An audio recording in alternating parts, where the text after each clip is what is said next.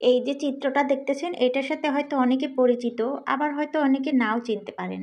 জায়গাটা যারা চিনেন তারা নিশ্চয়ই বুঝতে পারছেন যে আমি ঠিক কোন জায়গায় আসছি আজকে। এটা হচ্ছে ঢাকা বিশ্ববিদ্যালয়ের এই সাইডে ক্যাম্পাস। তো ওই সাইডে একটা পার্কের মতো আছে। তো আমি মূলত সেখানেই যাব। তো চলেন ভিডিওটা শুরু থেকে শুরু করি। হ্যালো এভরিওয়ান, আসসালামু আলাইকুম। কেমন আছেন সবাই? আশা করি ভালো আছেন। আমিও আল্লাহর রহমতে ভালো আছি। তো আমি চলে আসলাম যে ঢাকা ক্যাম্পাসে। ঢাকা বিশ্ববিদ্যালয় ক্যাম্পাসে তো শুরুতেই কিছু ফুল ছিল। ফুলগুলো দেখে মানে খুব ভাল লাগছে। ওয়েলকাম করছে আমাদের। তো গেট থেকে ঢুকলাম। ঢুকেই দেখি কিছু চুড়ি, তারপরে ক্লিপস, বাচ্চাদের আইটেমসগুলো দেখে বেশ ভালো লাগছে। এখান থেকে বাচ্চার জন্য একটু কেনাকাটা করে নিলাম। এগুলো দেখলে আসলে মন চায় একটু কিনতে। আর যেহেতু মেয়ে, ওর তো একটু লাগবেই। তো সেজন্য আরকি। তো এই যে এখানে দারুণ একটা দৃশ্য দেখলাম। আর এখানে ছিল কিছু খাবার। এগুলো হচ্ছে মাশরুম। মাশরুম আমার কখনো খাওয়া হয়নি। যদিও ইচ্ছা আছে খাওয়ার, কোনো একদিন খাবো ইনশাআল্লাহ। তো এই যে এখানে ছিল ডাবের পুডিং। ডাবের পুডিংগুলো দেখতে বেশ লোভনীয় ছিল। আ গরমের ভিতরে এই ডাবের পুডিংগুলো খেতে কিন্তু বেশ ভালো লাগে। এখানে ছিল ভুট্টা। এই ভুট্টাটা আমি কখনো কাঁচা ট্রাই করিনি। পাকাগুলো খাইছি রান্না করে, ওই যে ভাজি করে ওগুলো খাওয়া হইছে। তো এখানে একটা আন্টি ফুলের মালা গাঁথতেছে। তো সেটাও বসে, বসে দেখলাম।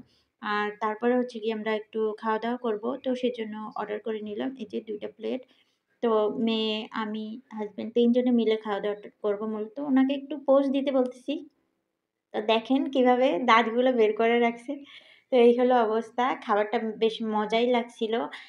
৩ জনে মিলে ভাগাভাগি করে ২ টা প্লেট নিছি। ৩ জনে মিলে খাইছি। কারণ ৩ টা নিলে আ শেষে নষ্ট হতো। ও একটা খেতে পারত না।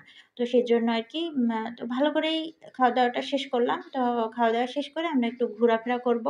তো সামনে ছিল একটা মজার খাবার, কুমড়ার ফুল। কুমড়ার ফুলটা বেশ ভালো লাগে। এটার ভর্তা বলেন, ভাজি বলেন, পাকোড়া, সবটাই ভালো লাগে।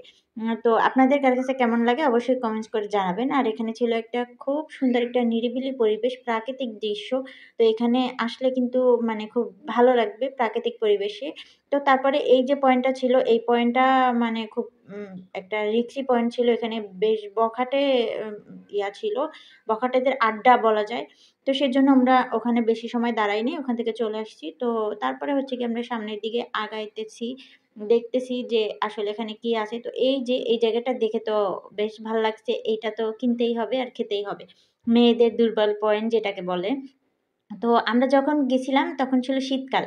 এখানে যে কলস দেখতেছেন এটার ভেতরে ছিল খেজুরের রস। শহরে থেকে খেজুরের রসটা কিন্তু পাওয়া যায় না বললেই চলে। তো আসলে এই ভিডিওটা বেশি বড় হয়ে যাবে সেজন্য আমি এটার ২ টা পার্ট করছি। তো এটা ছিল ১ম পার্ট। তো আপনারা অবশ্যই ২য় পার্টটা দেখবেন। ভালো থাকবেন সবাই। আশা করছি। আল্লাহ হাফেজ।